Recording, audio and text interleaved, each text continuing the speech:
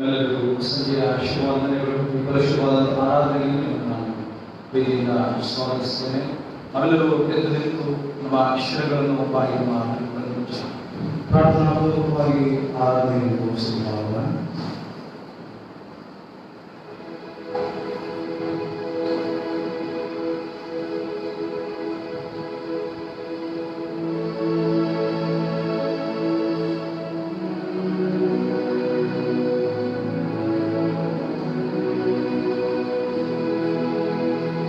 ಮಹೋನ್ನತ ದೇವರ ಸನ್ನಿಧಾನದ ಈ ಪರಿಶುದ್ಧ ಸನ್ನಿಧಾನವನ್ನು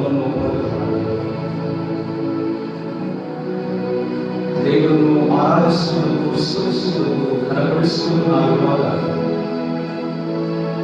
ದೇವರು ತನ್ನ ಪರಮೋಚ್ಚ ಸ್ಥಾನದಲ್ಲಿ ಪರಿಶುದ್ಧ ಸ್ಥಳದಲ್ಲಿದ್ದಾನೆ. ನಮಗೆ ಆರಾಧನೆಯ ಸಂದರ್ಭದಲ್ಲಿ ನಮ್ಮ ಸಂಗಡ ಆತ್ಮವು ಸಹ ಆಸೀನನಾಗಿದ್ದು ಯಾರಾದರನ್ನು ಘನತೆಯನ್ನು ಸ್ವೀಕರಿಸುವಂತಹ ಒಡೆಯ ದೇವರಿಗೆ ನಿಜವಾದ ಪ್ರಾಣವನ್ನು ಆತನಿಗೆ ಸ್ತುತಿಯು ಘನವೂ ನಮ್ಮ ಮೂಲಕವಾಗಿ ಆರಾಧನೆಯಿಂದ ಆತನಿಗೆ ಸಲ್ಲಲಿದೆ. ನಮ್ಮನ್ನು ನಾವು ಪರೀಕ್ಷೆ ಮಾಡಿಕೊಳ್ಳೋಣ. ದೇವರ ಪರಿಶುದ್ಧ ಸನ್ನಿಧಾನದ ದೇವರು ಬಯಸುವಂತಹ ನಿಷ್ಠೆ, ಪ್ರಾಮಾಣಿಕತೆ, ಭಯಭಕ್ತಿಗೆ ನಾವು ಜೀವಿಸುವ ಹಾಗೆ ನಮ್ಮನ್ನು ರೂಪಿಸುತ್ತಾರೆ. ನಮ್ಮ ನಂಬಿಕೆ, ವಿಶ್ವಾಸ, ನಿರೀಕ್ಷೆ, ಭರವಸೆ ಕರ್ತನಾದ ಯೇಸುವಿನ ಮೇಲೆ ಯಾರನೆಯ ಸಮಯದಲ್ಲಿ ನಿಮ್ಮ ಮನೋಭಾವಗಳು, ನಿಮ್ಮ ಮನಸ್ಸಿನ, ನಿಮ್ಮ ಪರಿಸ್ಥಿತಿಗಳೆಲ್ಲವೂ ಸಹ ಕರ್ತನಾದಂತಹ ದೇವರಿಗೆ ಮೀಸಲಾಗಿ ಸಜೀವ ಯಜ್ಞವಾಗಿ ಸಮರ್ಪಿಸಿಕೊಳ್ಳುತ್ತೇವೆ. ನಿಮ್ಮ ದೇಹ ಪ್ರಾಣ ಶರೀರಗಳನ್ನು ಕರ್ತನಿಗೆ ಒಪ್ಪಿಸಿಕೊಳ್ಳುವುದಾದರೆ ಕರ್ತನಾದ ದೇವರು ನಿಮಗೆ ಅನುಗ್ರಹಿಸಬೇಕಾದ ಸಕಲ ಒಳಿತುಗಳನ್ನು, ಶ್ರೇಷ್ಠ ವರದಾನಗಳನ್ನು, ಆಶೀರ್ವಾದಗಳನ್ನು ದಯಪಾಲಿಸುತ್ತಿದ್ದಾರೆ. ನಿಮ್ಮ ಬದುಕು, ನಿಮ್ಮ ಜೀವನ ಕ್ರಿಸ್ತನ ಮಾರ್ಗದಲ್ಲಿ, ಕ್ರಿಸ್ತನ ವಿಶ್ವಾಸದಲ್ಲಿ ಯಾರನ್ನು ಬಲಪಡಿಸುತ್ತಾರೆ.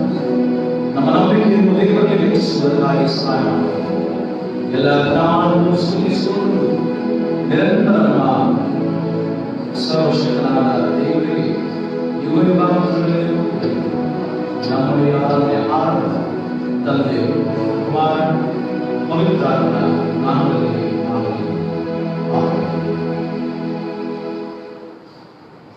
ಹಾಡುವ ಸಂಗೀತದಲ್ಲಿ 35ನೇ ಸಂಗೀತವನ್ನು ಮಾಡೋಣ.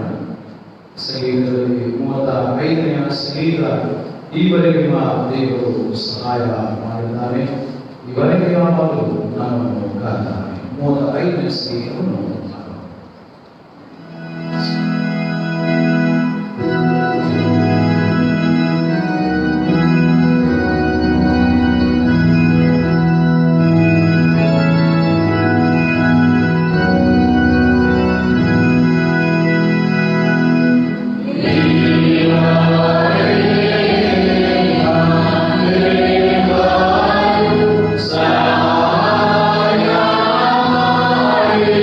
Bye.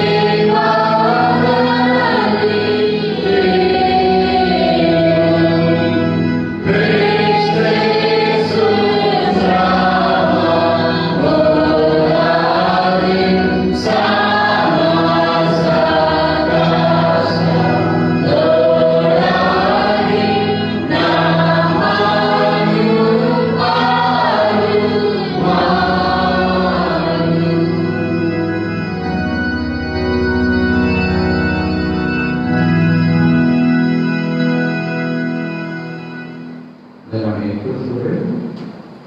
ದೇವರ ವಾಕ್ಯವನ್ನು ಇಲ್ಲಿ ನೇಮವಾದ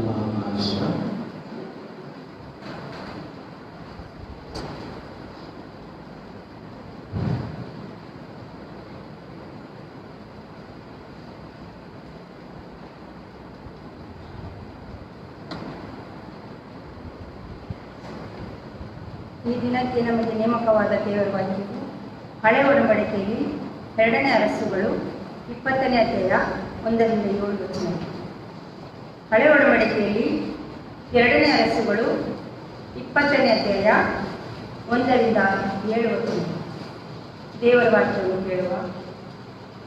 ಆ ಕಾಲದಲ್ಲಿ ಹಿಜ್ಕೀಯನು ಮರಣಕರ ರೋಗದಲ್ಲಿ ಬಿದ್ದನು. ಆಗ ವಿಮೋಚನ ಮಗನು ಪ್ರವಾದಿಯೂ ಆದ ಯೆಶಾಯನು ಅವನ ಬಳಿಗೆ ಬಂದು ಅವನಿಗೆ, ನಿನ್ನ ಮನೆಯ ವಿಷಯವಾಗಿ ವ್ಯವಸ್ಥೆ ಮಾಡು, ಯಾಕಂದರೆ ನೀನು ಉಳಿಯುವ ಹಾಗಿಲ್ಲ, ಸಾಯಬೇಕಾಗಿದೆ ಎಂಬುದಾಗಿ ಯೆಹೋವನು ಅನ್ನುತ್ತಾನೆ ಎಂದು ಹೇಳಿದನು. ಇದನ್ನು ಕೇಳಿದೊಡನೆ ಹಿಜ್ಕೀಯನು ಮೊರೆಯನ್ನು ಗೋಡೆಯ ಕಡೆಗೆ ತಿರುಗಿಸಿ, ಯೆಹೋವನೇ, ನಾನು ನಂಬಿಗಸ್ತನಾಗಿಯೂ ಯಥಾರ್ಥ ಚಿತ್ತನಾಗಿಯೂ ನಿನಗೆ ನಡೆದುಕೊಂಡು ನಿನ್ನ ದೃಷ್ಟಿಯಲ್ಲಿ ಒಳ್ಳೆಯವನಾಗಿದ್ದುದನ್ನು ನೆನಪು ಮಾಡಿಕೊ ಎಂದು ಪ್ರಾರ್ಥಿಸಿ ಬಹಳವಾಗಿ ಅತ್ತನು. ಯೆಶಾಯನ ಅರಮನೆಯ ಮಧ್ಯ ಪ್ರಕಾರವನ್ನು ದಾಟುವುದಕ್ಕೆ ಮೊದಲು ಯೆಹೋವನು ಅವನಿಗೆ, ನೀನು ಹಿಂತಿರುಗಿ ಹೋಗಿ ನನ್ನ ಪ್ರಜೆಗಳ ಪ್ರಭುವಾಗಿರುವ ಹಿಜ್ಕೀಯನಿಗೆ, ನಾನು ನಿನ್ನ ಪ್ರಾರ್ಥನೆಯನ್ನು ಕೇಳಿದ್ದೇನೆ, ನಿನ್ನ ಕಣ್ಣೀರನ್ನು ನೋಡಿದ್ದೇನೆ, ನೀನು ಗುಣ ಹೊಂದಿ ನಾಡದು ನನ್ನ ಆಲಯಕ್ಕೆ ಬರುವಿ. ಇದಲ್ಲದೆ ನಿನ್ನ ಆಯುಷ್ಯಕ್ಕೆ 15 ವರ್ಷಗಳನ್ನು ಕೂಡಿಸುತ್ತೇನೆ. ನಿನ್ನನ್ನು ಈ ಪಟ್ಟಣವನ್ನು ಅಶ್ಶೂರದ ಅರಸನ ಕೈಗೆ ಬೀಳದಂತೆ ತಪ್ಪಿಸುವೆನು.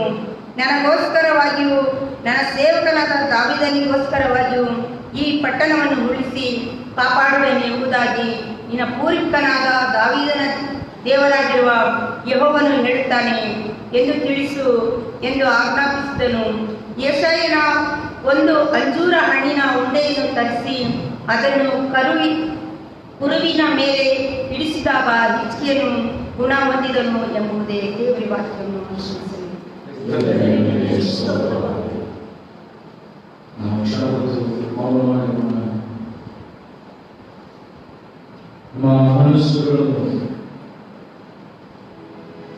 ನಮ್ಮ ಹೃದಯವನ್ನು ದೇವರ ಕಡೆಗೆ ಕೇಂದ್ರೀಕರಿಸೋಣ.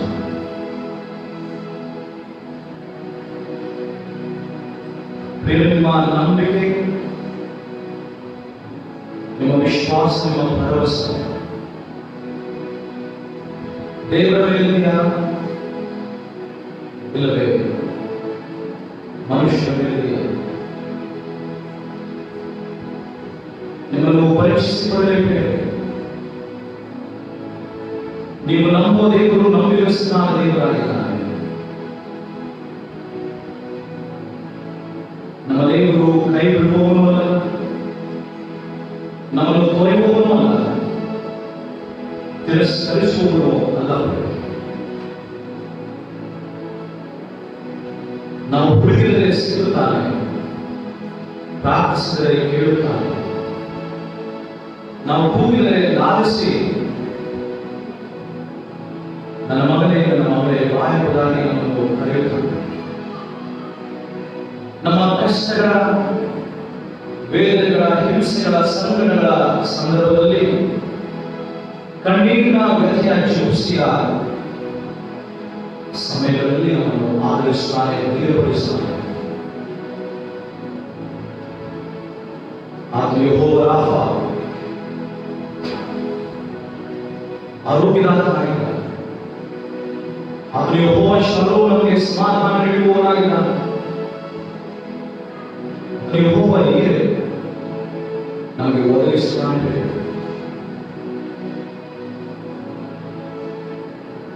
ನಿಮ್ಮ ಅಗತ್ಯಗಳು ಏನಿವೆ, ನಿಮ್ಮ ಕೋರಿಕೆಗಳು ಏನಿವೆ, ನಿಮ್ಮ ಬೇಡಿಕೆಗಳು ಏನಿವೆ, ನಿಮ್ಮ ಪ್ರಾರ್ಥನೆ ವಿಜ್ಞಾಪನೆಗಳು ಏನಿವೆ, ಅವೆಲ್ಲವನ್ನು ಪರಿಶುದ್ಧನಾದಂತಹ ಸರ್ವಶಕ್ತನ ಪಾದಾರದ ಚರಣಗಳಿಗೆ ವಿನಮ್ರವಾಗಿ ಒಪ್ಪಿಸಿ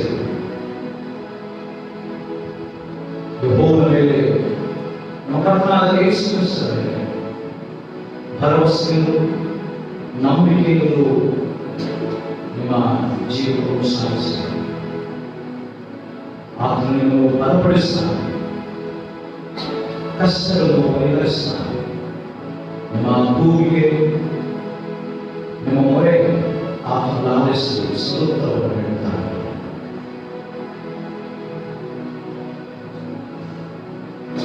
ವಾಕ್ಯದಾನವನ್ನು ಮಾಡಲಿಕ್ಕೆ, ವಾಕ್ಯದ ಭಾಗಗಳನ್ನು ಮಾತನಾಡಲಿದ್ದಾರೆ. ವಾಕ್ಯದಾನವು ನಮ್ಮನ್ನು ಜೀವನವನ್ನು ರೂಪಿಸಿ ನಮ್ಮನ್ನು ಬಲಪಡಿಸಿ ಪ್ರಾರ್ಥನಾ ಪೂರ್ವಕವಾಗಿ ಇಂಥ ಒಳ್ಳೆ ಸಮಯಗಳು ಯೇಸುವನ್ನು ನಡೆಯುವುದನ್ನು ರೀತಿಯಲ್ಲಿ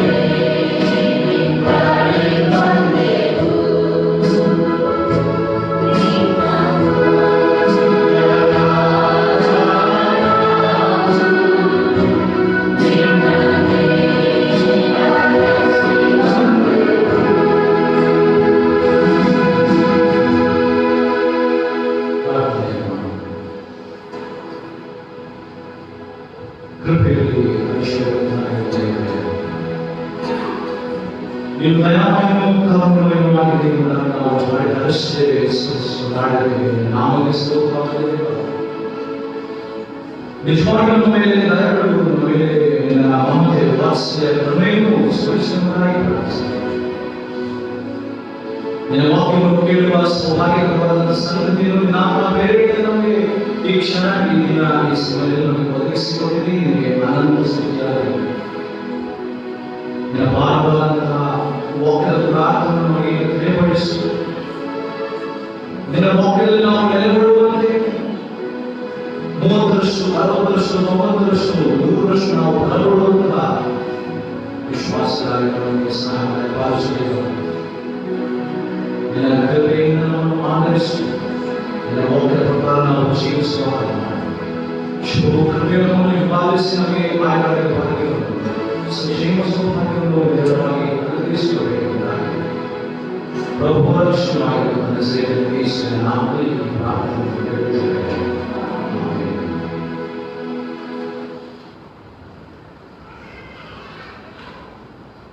ಕರ್ತನಲ್ಲಿ ಸೇವೆ ವಾಕ್ಯಜ್ಞಾನಕ್ಕೆ ನಾವೀಗ ಸಿದ್ಧರಿದ್ದೇವೆ. ಇದರ ವಾಕ್ಯಜ್ಞಾನಕ್ಕೆ ಈ ಪರಿಶುದ್ಧವಾದ ಆರಾಧನೆಯಲ್ಲಿ ಪಾಲ್ಗೊಳ್ಳಲಾಗಿರುವುದನ್ನು ನಿಮ್ಮೆಲ್ಲರೂ ಪ್ರೀತಿಯ ಸೇವೆಯಾಗಿ ವಂದಿಸುತ್ತೇನೆ. ನಾವು ಕ್ರಿಸ್ತ ಮೂಲಕವಾಗಿ ಆರಾಧನೆಯ ವಾಕ್ಯಜ್ಞಾನದಲ್ಲಿ ಪಾಲ್ಗೊಳ್ಳಲಾಗಿರುವಂತಹ ಪ್ರತಿಯೊಂದು ತುಂಬುವುದರಿಂದ ಸ್ವಾಗತಿಸುವಾಗಿದೆ. ನಮಗೆ ಸಮಾನವಾಗಿ ಕಾಯಮಾನಗಳು ರೋಗ ಋಷಿಗಳು ಬರುವಾಗ ಮನುಷ್ಯನ ಕಾಲುಗಳು ಬೀಳುವಂಥವು ನಾವಾಗಿರುತ್ತೆ, ಇಲ್ಲವೇ ವೈದ್ಯರ ಕಾಲಿಗೆ ಬೀಳುವಂಥವು ನಾವಾಗಿರುತ್ತೆ. ಇಂತಹ ಪರಿಸ್ಥಿತಿಯಲ್ಲಿ ವೈದ್ಯನಾಗಲಿ ಮನುಷ್ಯನಾಗಲಿ ನಮಗೆ ಸಹಾಯ ಮಾಡುವುದಕ್ಕೆ ಸಂಪೂರ್ಣವಾಗಿ ಆಗುವುದಕ್ಕೆ ಸಾಧ್ಯವಿಲ್ಲ. ಅಂತಹ ವೇಳೆಯಲ್ಲಿ ಅಂತವರ ಬಳಿಯಲ್ಲಿ ನಾವು ಮೊರೆ ಹೋಗುವುದು, ಅಂತವರ ಬಳಿ ನಾವು ಸಹಾಯಕ್ಕೆ ಹೋಗುವುದು ಘನವೈದ್ಯನಾದಂತಹ ನಮ್ಮೆಲ್ಲರ ಸೃಷ್ಟಿಕರ್ತನು ನಮ್ಮೆಲ್ಲರನ್ನು ನಿರ್ಮಿಸಿದಂತಹ ದೇವರ ಬಳಿ ಬರುವುದು ಬಹಳ ಅವಶ್ಯಕ. ಯಾಕಂದ್ರೆ ಮನುಷ್ಯ ತನ್ನ ಪ್ರಯತ್ನವನ್ನು ನಾವು ಮಾಡ್ತಾನೆ, ಆಮೇಲೆ ನನ್ನಿಂದ ಇಷ್ಟೇ ಆಗುವುದಕ್ಕೆ ಸಾಧ್ಯ ಇಲ್ಲ ಎನ್ನುವನ್ನು ಕೈಬಿಡುತ್ತಾನೆ, ಇಲ್ಲ ನಮ್ಮನ್ನು ತೊರೆಯುತ್ತಾನೆ, ಇಲ್ಲ ನಮ್ಮನ್ನು ಆದಷ್ಟು ಅವಾಯ್ಡ್ ಮಾಡ್ತಾನೆ, ನಮ್ಮನ್ನು ಹತ್ತಿರಕ್ಕೆ ಸೇರಿಸುವ ಪ್ರಯತ್ನ ಮಾಡುವುದು, ನಮ್ಮ ಬಳಿ ಸಹವಾಸ ಬೆಳೆಸುವುದಿಲ್ಲ, ಬಾಂಧವ್ಯವನ್ನು ಇಟ್ಟುಕೊಳ್ಳುವುದಿಲ್ಲ. ವೈದ್ಯರು ಸಹ ಕಡೆ ತನಕ ಪ್ರಯತ್ನವನ್ನು ಮಾಡ್ತಾರೆ. ಅಂತಿಮವಾಗಿ ಹೇಳಿದರೆ ಇನ್ನು ದೇವರಿಗೆ ಬಿಟ್ಟು ನಿಮ್ಮ ದೇವರಿಗೆ ನೀವು ಇದನ್ನು ಬೇಡಿಕೊಳ್ಳಿ, ಪೂಜೆ ಮಾಡಿ ಸೇರಿಸಿ ಆಗಿ. ಆದರೆ ಮುಖ್ಯವಾಗಿ ನಾವು ಮೊದಲು ಹೋಗಬೇಕಾದದ್ದು ಘನವೈದ್ಯನಾದಂತಹ ನಮ್ಮೆಲ್ಲರ ಸೃಷ್ಟಿಕರ್ತನಾದ ದೇವರ ಬಳಿಗೆ. ಈ ನಿಟ್ಟಿನಲ್ಲಿ ಈ ದಿನ ಅರಸನಾದ ಹಿಜ್ಕೀಯನ ಬಾಳ್ವೆ ಆತನಿಗೆ ಸಂಭವಿಸಿದಂತಹ ಕಷ್ಟಗಳು, ಇಲ್ಲವೇ ಶೋಧನೆಗಳು, ಇಲ್ಲವೇ ಅನಾರೋಗ್ಯದ ಪರಿಸ್ಥಿತಿಯಲ್ಲಿ ಆತನು ಏನು ಮಾಡುತ್ತಾನೆ ಎಂಬುದಾಗಿ ನಾವು ಓದಿ ಕೇಳಿದಂತಹ ವಾಕ್ಯ ಭಾಗ ಅರಸುಗಳ 2ನೇ ಗ್ರಂಥ 20ನೇ ಅಧ್ಯಾಯ ಪ್ರಾರಂಭದ 7 ವಚನಗಳಲ್ಲಿ ಅರಸನಾದ ಹಿಜ್ಕೀಯ ಮರಣಕರವಾದಂತಹ ರೋಗದಲ್ಲಿ ಬೀಳ್ತಾನೆ. ಆತನಿಗೆ ವ್ಯಾಲಿಡಿಟಿ ಇದ್ದದ್ದು ಇನ್ನು 3 ದಿವಸ ಮಾತ್ರ, 2 ಅಥವಾ 3 ದಿವಸ. ಪ್ರವಾದಿ ಮೂಲಕವಾಗಿ ದೇವರು ಹೇಳಿ ಕಳುಹಿಸ್ತಾನೆ, ನಿನ್ನ ಮನೆಯ ವಿಷಯದಲ್ಲಿ, ಅಂದ್ರೆ ಅರಮನೆಯ ಆಸ್ಥಾನದ ವಿಷಯದಲ್ಲಿ ನಿನ್ನ ನಂತರ ಉತ್ತರಾಧಿಕಾರಿಯಾಗಿ ಅರಸನಾಗಿ ಬರುವವರು ಯಾರು ಎಂಬುದಾಗಿ ನಿರ್ಧರಿಸಿ ಅದರ ಕ್ರಮಪಡಿಸು, ಅದರ ವ್ಯವಸ್ಥೆ ಮಾಡು. ಯಾಕಂದ್ರೆ ನೀವು ಉಳಿಯುವುದು ಕೇವಲ 2 ಅಥವಾ 3 ದಿವಸ. ಒಂದು ವೇಳೆ ನನ್ನ ಬದುಕಿನಲ್ಲಿ ಇಂತಹ ಪರಿಸ್ಥಿತಿ ಬಂದರೆ, ಯಾರಾದರೂ ಬಂದು ಅಥವಾ ವೈದ್ಯರೇ ಬಂದು 2-3 ದಿವಸಗಳಲ್ಲಿ ನಾನು ಉಳಿಯುವುದಿಲ್ಲ ಎಂಬುದಾಗಿ ಹೇಳಿದರೆ ನಮಗೆ ಹೇಗಾಗುತ್ತದೆ ಆಲೋಚನೆ ಮಾಡಬೇಕು. ನಾವೇನ್ ಮಾಡ್ತೇವೆ, ಮೊದಲು ನಾವು ನಿಜವಾಗಿಯೂ ನನ್ನ ಮನೆಯ ವ್ಯವಸ್ಥೆ ಮಾಡಬೇಕಾದ್ರೆ, ನನ್ನ ಮನೆಯ ಕ್ರಮಪಡಿಸಬೇಕಾದ್ರೆ ನಾವು ಈ ಇಹಲೋಕದಲ್ಲಿ ಮಾಡುವಂತಹ ಸಂಗತಿಗಳೆಂದರೆ, ಒಂದು, ನಾನೊಬ್ಬ ಕುಟುಂಬದ ಯಜಮಾನನಾದರೆ ನನ್ನ ಪತ್ನಿಗೆ ಏನು ಆಸ್ತಿ ಸಲ್ಲಿಸಬೇಕು, ನನ್ನ ಮಕ್ಕಳಿಗೆ ಯಾವ ಆಸ್ತಿ ಹಂಚಿಕೊಡಬೇಕು ಅದರ ವ್ಯವಸ್ಥೆ ಮಾಡಬೇಕು. ಇಲ್ಲವೇ ನನ್ನ ಮಕ್ಕಳಿಗೆ ಮದುವೆ ಆಗಿದ್ದರೆ ಚಿಂತೆ ಇಲ್ಲ, ಮೊಮ್ಮಕ್ಕಳ ಮದುವೆಗಳನ್ನು ಕಣ್ತುಂಬ ನೋಡಬೇಕೆಂಬುದಾಗಿ ಅಟ್ಲೀಸ್ಟ್ ಏನ್ ಮಾಡ್ತೀವಿ, ನಿಶ್ಚಾರದ ಕಾರ್ಯಗಳನ್ನು ಮಾಡ್ತೀವಿ. ಇಲ್ಲದಿದ್ದರೆ ನಮಗೆ ಬಹಳ ಪ್ರಿಯರು ಆಪ್ತರು ಇರುವಂತವರನ್ನು ನಾನು ನೋಡಬೇಕು, ಅವರನ್ನು ಕರೆಸಿ ಎಂಬುದಾಗಿ ಹೇಳ್ತೀನಿ. ಅಥವಾ ನನ್ನ ಮಗನ ಮಗಳು ಅಥವಾ ನನ್ನ ಹಳೆಯನೋ ಸೊಸೆನೋ ಫಾರಿನ್ ಅಲ್ಲಿ ಇದ್ರೆ ನಾನು ಸಾಯದೆ ವೆಂಟಿಲೇಷನ್ ಹಾಕಿಸಿ 2 ದಿವಸದಲ್ಲಿ ಸಾಯೋಣ, ಒಂದು ವಾರ ಸಾಯುವ ಹಾಗೆ ಆಸ್ಪತ್ರೆಯಲ್ಲಿ ಐಸಿಯುಲಿ ಹೇಳ್ತೇವೆ. ಹೌದಾ? ಹೌದಲ್ಲ? ನಾವು ಮನುಷ್ಯರಾಗಿ ನಮ್ಮ ಕ್ರಮ, ನಮ್ಮ ವ್ಯವಸ್ಥೆ ಮಾಡುವ ರೀತಿ ಹೀಗೆ. ಅರಸನಾದ ಹಿಜ್ಕೀಯ ಮಾಡ್ತಾನೆ ನೋಡಿ, ಏನಂತ ಮಾಡ್ತಾನೆ, ಅವನು ಉಳಿಯುವ ಹಾಗಿಲ್ಲ, ಸಾಯಬೇಕಾಗಿದೆ, ಮನೆ ವ್ಯವಸ್ಥೆಯನ್ನು ಮಾಡಬೇಕೆಂಬುದಾಗಿ ಹೇಳಿದಾಗ 3ನೇ ವರ್ಷ ಮಾಡಿದ್ರು. ನಾನು ನಂಬಿಕಸ್ಥನಾಗಿಯೂ ಯೆಹೋವನೇ, ನಾನು ನಂಬಿಕಸ್ಥನಾಗಿಯೂ ಯಥಾರ್ಥಚಿತ್ತನಾಗಿಯೂ ನಿನಗೆ ನಡೆದುಕೊಂಡು ನಿನ್ನ ದೃಷ್ಟಿಯಲ್ಲಿ ಒಳ್ಳೆಯನಾದದ್ದರಿಂದ ನೆನಪು ಮಾಡಿಕೊ ಎಂದು ಪ್ರಾರ್ಥಿಸಿ ಬಹಳವಾಗಿ ಅತ್ತನು. ಅರಸನಾದ ಹಿಜ್ಕೀಯ ಏನ್ ಮಾಡ್ತಾನೆ ಇಲ್ಲಿ? ಏನ್ ಮಾಡ್ತಾನೆ? ಯೆಹೋವನಿಗೆ ಪ್ರಾರ್ಥನೆ ಮಾಡ್ತಾನೆ. ಅವನು ಮೊದಲು ಪ್ರಾರ್ಥನೆ ಮಾಡ್ತಾನೆ. ಲೌಕಿಕ ವಿಷಯದಲ್ಲಿ ಅವನು ಚಿಂತಿಸಲಿಲ್ಲ. ಅರಸನ ಮೇಲೆ ಅವನ ಜವಾಬ್ದಾರಿ, ಅವನ ಕರ್ತವ್ಯ ಬಹಳಷ್ಟು ಇರ್ತದೆ. ಪ್ರಜೆಗಳ ವಿಷಯದಲ್ಲಿ, ಪ್ರಜೆಗಳ ಹಿತಾಸಕ್ತಿಯ ವಿಷಯದಲ್ಲಿ, ಅಭಿವೃದ್ಧಿ ಏಳಿಗೆಯ ವಿಷಯದಲ್ಲಿ, ಸಂಸ್ಥಾನದ ಮಂತ್ರಿಮಂಡಲದ ವಿಷಯದಲ್ಲಿ, ಇನ್ನು ವೈಯಕ್ತಿಕ ಜೀವನಕ್ಕೆ ಬರುವುದಾದರೆ ತನ್ನ ಪತ್ನಿ, ಮಕ್ಕಳು, ಮೊಮ್ಮಕ್ಕಳು, ಅವನ ಕುಟುಂಬದ ಪರಿವಾರಗಳು, ಇಷ್ಟೆಲ್ಲ ಜವಾಬ್ದಾರಿಗಳನ್ನು, ಕರ್ತವ್ಯಗಳನ್ನು, ಭಾರವನ್ನು ಹೊಂದಂತ ಅರಸನಾದ ಹಿಜ್ಕೀಯ ಪ್ರವಾದಿ ಬಂದು 2 ದಿನಗಳಲ್ಲಿ 3 ದಿನಗಳಲ್ಲಿ ಸಾಹಿತ್ಯ ಎಂಬುದಾಗಿ ಹೇಳಿದಾಗ ಕೂಡಲೇ ಮಾಡಿದಂತ ಕೆಲಸ, ತಕ್ಷಣವೇ ಅವನು ಮಾಡಿದಂತ ಕಾರ್ಯ ಪ್ರಾರ್ಥನೆ. ಬೇರೆ ನನ್ನ ನಿಮ್ಮೆಲ್ಲರ ಬದುಕಿನಲ್ಲಿ ಇದು ಪ್ರಮುಖವಾಗಿ ಬರಬೇಕಾದಂತಹ ವಿಷಯ. ಸುಖವೋ ದುಃಖವೋ, ನಲಿವೋ ನೋವೋ, ಸಂಕಟವೋ ಹಿಂಸೆಯೋ, ಪರಿಸ್ಥಿತಿ ನಮ್ಮ ಪರವಾಗಿದೆಯೋ ನಮಗೆ ವಿರುದ್ಧವಾಗಿದೆಯೋ ಗೊತ್ತಿಲ್ಲ, ಮೊದಲು ನಾವು ಮಾಡಬೇಕಾದದ್ದು ಪ್ರಾರ್ಥನೆ. ಅರಸನಾದ ಹಿಜ್ಕೀಯ ಮರಣಕರವಾದ ರೋಗದಲ್ಲಿದ್ದ. ವಚನ ಹೇಳಿದ ಮೊದಲನೇ ವಚನದಲ್ಲಿ ಹಿಜ್ಕೀಯನು ಮರಣಕರ ರೋಗದಲ್ಲಿ ಇದ್ದನು ಎಂಬುದಾಗಿ. ಬೇರೆ ಯಾವ ವೈದ್ಯರಿಂದಲೂ ಗುಣಪಡಿಸಲಾಗದಂತಹ, ಸ್ವಸ್ಥ ಮಾಡುವುದಕ್ಕೆ ಆಗದೇ ಇರುವಂತಹ ಪರಿಸ್ಥಿತಿ ಅವನ ರೋಗವಿತ್ತು. ಅಂತಹ ಸಂದರ್ಭದಲ್ಲಿ ಆಮೋಚನಾದಂತಹ ಪ್ರವಾದಿಯಾದ ಯೆಶಾಯ ಹೇಳಿದರೆ, ನೀನು ನಿನ್ನ ಮನೆಯನ್ನು ಕ್ರಮಪಡಿಸು ಎಂಬುದಾಗಿ ಹೇಳುವಾಗ ಆಮೋಚನಾದಂತಹ ಯೆಶಾಯನಿಗೆ ಪ್ರತ್ಯುತ್ತರ ನೀಡುವುದಿಲ್ಲ. ಆಗಲಿ, ನಾನು ನನ್ನ ಮಕ್ಕಳಲ್ಲಿ ಯಾರನ್ನು ನಾನು ಆರಿಸಬೇಕು ಆರಿಸ್ತೇನೆ, ಆಸ್ತಿಯನ್ನು ಹಂಚುತ್ತೇನೆ, ಯಾವುದು ಮಾಡಿಲ್ಲ. ಅವನು ಮಾಡಿದಂತ ಪ್ರಾರ್ಥನೆ ತನ್ನ ಮರಣಕರವಾದಂತಹ ರೋಗವನ್ನು ಇಲ್ಲದೆ ತನ್ನ ಮರಣವನ್ನು ಚಿಂತಿಸಲಿಲ್ಲ. ಮೊದಲು ದೇವರಿಗೆ ತನ್ನ ಮುಖವನ್ನು ಕೊಟ್ಟು ಪ್ರಾರ್ಥಿಸ್ತಾನೆ. ದೇವರ ಕಡೆಗೆ ಅವನ ದೃಷ್ಟಿ ಹೋಗ್ತದೆ.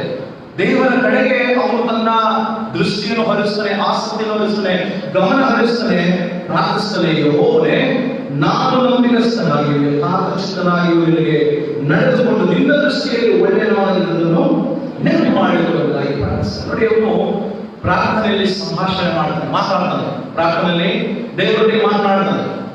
ಸ್ವಾಮಿ, ನಾನು ನಂಬಿಕಸ್ಥನಾಗಿದ್ದೆ, ನಾನು ಯಥಾರ್ಥನಾಗಿದ್ದೆ, ನಾನು ನಿನ್ನ ಚಿತ್ರದಿಂದ ನಡೆದೆ ಅಲ್ವಾ, ನೆನಪು ಮಾಡ್ಕೋ ಸ್ವಾಮಿ,